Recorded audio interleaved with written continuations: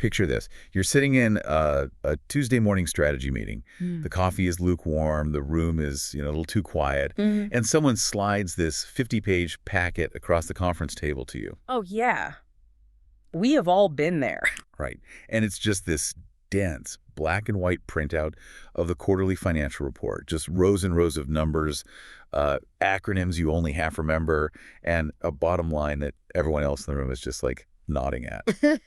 Have you ever felt that sudden cold wave of panic? Yeah, that intense fear that you're the only person who has absolutely no idea what any of it means. Exactly. It's so intimidating. It's a wildly universal corporate experience because, you look at a spreadsheet and because it's math, because it's printed in a very serious font, you just assume it represents this absolute unshakable reality. Right, because 2 + 2 is 4. The math is the math. Exactly. The natural human inclination is to trust the grid. You assume those numbers are cold, hard facts. Well, today we are going to completely shatter that assumption. We're doing a deep dive into a really detailed summary of the book Financial Intelligence, Mastering the Art of Business Numbers by Karen Berman, Joe Knight, and John Case. It is such an eye-opening book. It really is. And the mission for this deep dive is to basically demystify these intimidating documents.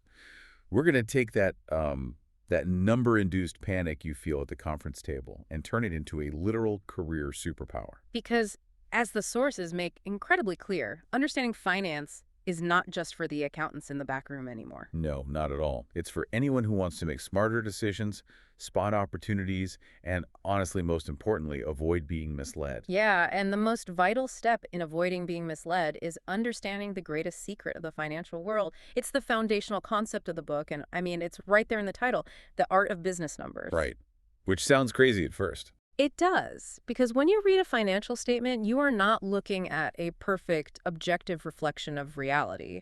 You're looking at a highly subjective narrative. It's a story built on human choices, estimates, and honestly, a staggering amount of bias. Yeah, calling finance an art feels almost dangerous. But reading through our sources, the analogy that immediately came to mind was looking at a highly curated social media feed. Oh, that's a great way to put it. Right. Like when you see someone's vacation photos online, you instantly know to ask yourself, okay, what filter did they use to make the water look that blue? And more importantly, like, what's cropped out of the frame? Exactly. It sounds like the authors are telling us to apply that exact same skepticism to a corporate income statement. They absolutely are. The filters and the cropping in finance, they come in the form of accounting methods and assumptions. The source material emphasizes that financial statements are basically fundamentally imperfect because they rely so heavily on guesses about future events. Guesses in official financial reports. Yes. Think about an estimate for future revenues or trying to figure out how much a piece of factory equipment is actually worth after you've used it for 3 years. There is no magical mathematical formula that gives you a perfect answer there. Right. It involves human beings looking at a very murky future and just making a judgment call. Okay, but let me push back on that for a second. Because, we constantly hear about GAAP, generally accepted accounting principles, and strict regulatory compliance. Sort the rules. Yeah. If a company is publicly traded, there are auditors analyzing their every move.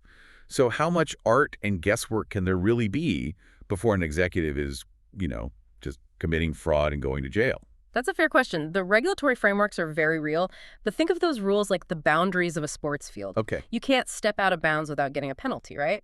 But within those lines, you have an enormous amount of strategic freedom in how you play the game. Ah, I see. Management teams have to make numerous judgment choices just to compile these facts. Consider something as simple as bad debt. Bad debt. Yeah, so a company knows that a certain percentage of its customers are simply never going to pay their bills. That's just business. So they have to estimate that percentage and subtract it from their expected revenue. So if management assumes, let's say, 2% of their customers will default, their projected profit probably looks pretty fantastic. Exactly. But if they assume 5% will default, that profit shrinks significantly, and absolutely nothing about the day-to-day business has actually changed. Wow. So it's literally just the story they choose to tell. Yes, which introduces the element of reporting bias. Human beings compile these reports, and human beings have incentives. The sources point out that financial data can be deliberately presented to look better to investors or to creditors. Oh, of course. If a manager's year-end bonus is tied to hitting a specific profit margin, and they have to make a subjective estimate about that bad debt human nature dictates, they might lean toward the optimistic 2% guess. Right. Oh, totally. They want that bonus. Right. Conversely, if the goal is to lower the company's tax burden for a really highly profitable year, they might suddenly become very pessimistic. They'll assume a higher default rate just to shrink the taxable profit. That is wild. So if you're just looking at the final number on the page, you are completely blind to the human incentives that shaped it. 100% blind. Well, if we know these numbers have a subjective filter applied to them, we need to know how to read the actual document where these filters are used. According to the sources, the ultimate canvas for this art, the document that tells the story of a company's performance over a time frame, is the income statement. Yes, the income statement. And to decode it, we first have to separate two concepts that are honestly constantly treated as synonyms in everyday conversation. Revenue and profit. Exactly. Yeah, the sources make a really sharp distinction here. Revenue is just the total income from sales. It is every single dollar walking in the front door. But profit is what's actually left over after the business extracts its expenses. Right. I used to think of it like a personal paycheck, but I think that oversimplifies things. Instead, let's look at it like a leaky bucket. A leaky bucket. I like that. Yeah, so revenue is the hose pouring water into the top of the bucket. But as that water travels down, different departments and obligations are basically drilling holes in the side, draining the water out. What is left at the very bottom, that little puddle, that's your profit. And understanding exactly where those holes are drilled is where financial intelligence really begins. Because profit isn't just a single bottom line number. It takes three distinct forms on the income statement, and each one tells a completely different story. Right. Let's walk through those three phases of profit, starting at the top of the bucket. Okay, so the first one is gross profit. To find gross profit, you take your total revenue and you subtract something called COGS, the cost of goods sold. COGS. Okay, so COGS is the very first leak in the bucket. And this represents the literal physical cost to make the thing you're selling, like the raw materials. Yes, exactly. Or the direct labor involved in manufacturing it. Like, if you're building smartphones, your COGS would include the glass screens, the microchips, and the wages of the assembly line workers. Got it. When you subtract those direct costs from your revenue, you are left with gross profit. And this metric is vital because it reveals how efficiently a company is producing its core goods or services.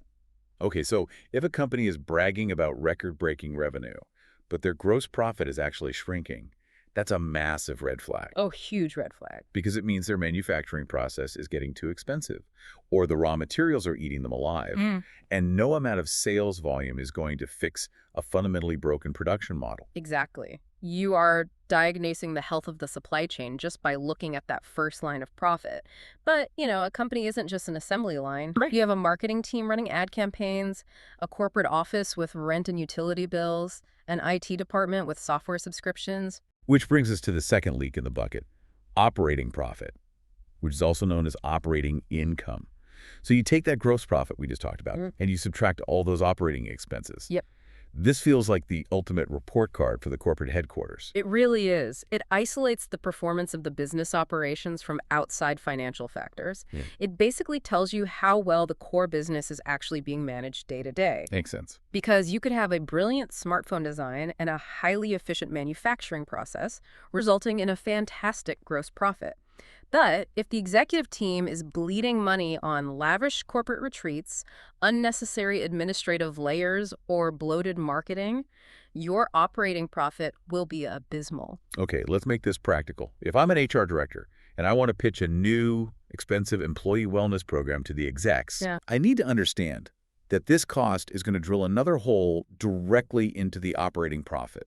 So if the operating profit is already dangerously thin, my proposal is going to be seen as a threat to the company's survival, regardless of how good it is for employee morale. That's exactly it. Understanding that metric completely changes how I need to frame my pitch. Yes, because you are no longer just asking for a budget. You're evaluating the structural integrity of the business before making a request. You're speaking their language. Wow. Okay, so what's the bottom of the bucket? The final leak. To get to net profit, you take your operating profit and subtract taxes owed to the government and interest payments on any debt the company holds. Okay, so taxes and debt. Right. This is the truest reflection of profitability because it accounts for absolutely every cost of doing business. It is the final overall financial health of the organization. Let's summarize the bucket real quick. Revenue is the water pouring in. Gross profit tells us if we're building the product efficiently. Operating profit tells us if we're running the corporate headquarters efficiently. And net profit tells us if the whole endeavor is actually making money after the government and the banks take their cut. A perfect summary. But here is the critical pivot in the source material. Understanding those three types of profit is only half the battle. Because of the subjectivity we talked about earlier, companies can pull very specific levers to completely alter the size of those leaks. Yeah, welcome to the mechanics of the numbers game. Let's get into it. Management has two massive levers they can pull to legally manipulate financial outcomes, and those are timing and categorization. Let's look at the timing lever first, which the financial world calls revenue recognition. Right, revenue recognition.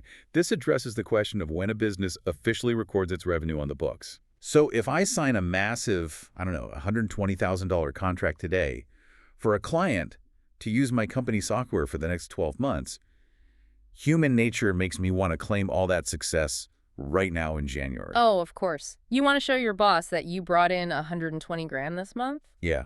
But the sources suggest that doing that is actually a huge accounting trap. It is a trap that brings down a lot of fast-growing startups. Because if you recognize all of that money as revenue in January, you are artificially inflating your profits for that month. Right. The problem is that you still have to pay the costs of providing that software server space, customer support, bug fixes for the next 11 months. So if you claim all the revenue up front, January looks like a massive triumph. Popping champagne. Exactly. But from February through December, you're going to look like you were operating at a heavy loss because you have steady operating expenses with no new revenue coming in to offset them. That perfectly explains the accounting principle of matching revenue and costs, which the book highlights.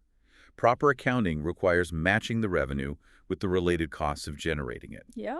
So the accurate way to handle that software contract is to recognize $10,000 of revenue each month for 12 months, matching it against the monthly server and support costs. But returning to the art of finance, different industries have vastly different interpretations of when a service is truly delivered and when revenue can be recognized. Oh, interesting. Yeah, a construction company building a multi-year skyscraper recognizes revenue very differently than a retail store selling a pair of shoes. Recognizing revenue too early inflates current profits to look good for investors today, but recognizing it too late understates performance, maybe to delay a tax burden. So manipulating the calendar is one way to paint a prettier picture.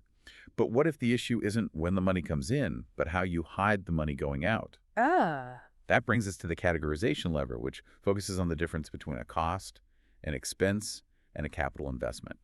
This is a huge one.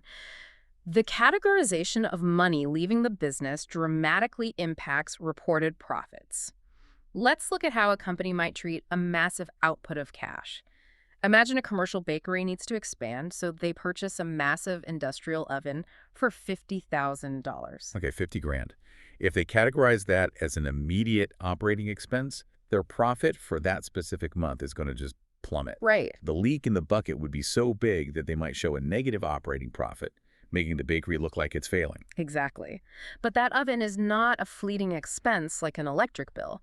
It's going to be used to bake bread and generate revenue for the next 10 years. It's an asset that provides long-term value. Right, it's an investment.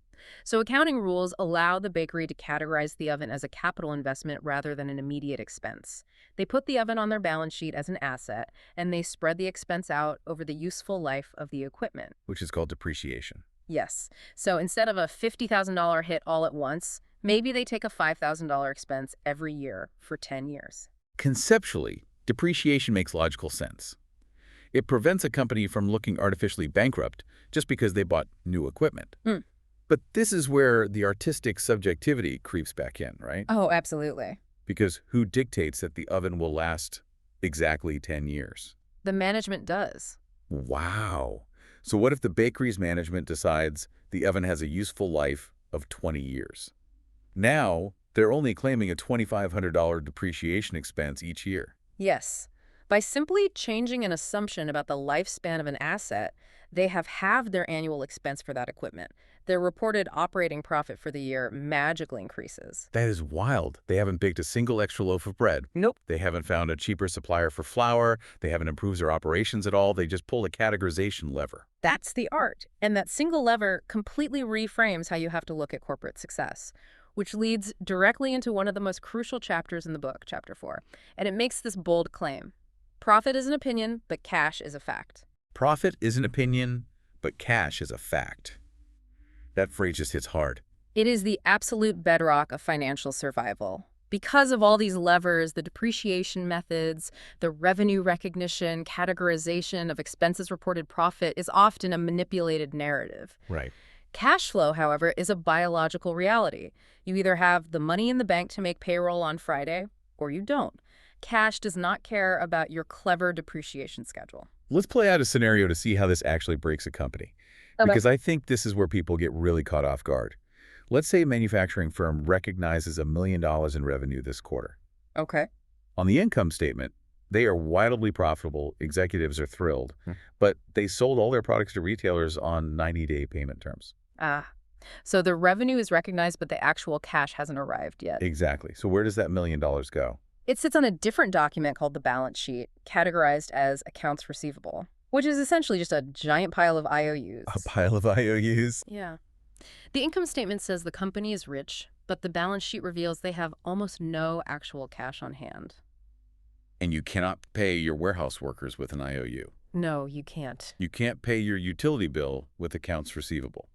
So this company, which is showing record-breaking profits on its income statement, could literally go bankrupt next week because they experience a cash crunch and default on their obligations. This is exactly why the authors urge readers to look beyond the income statement. You have to analyze the balance sheet and the cash flow statement. The balance sheet is a snapshot of what the company actually owns, its assets, its cash, its inventory, versus what it owes in liabilities. Right. If you see accounts receivable skyrocketing while cash plummets, you are looking at a profitable company that is suffocating. That is such a vivid way to put it.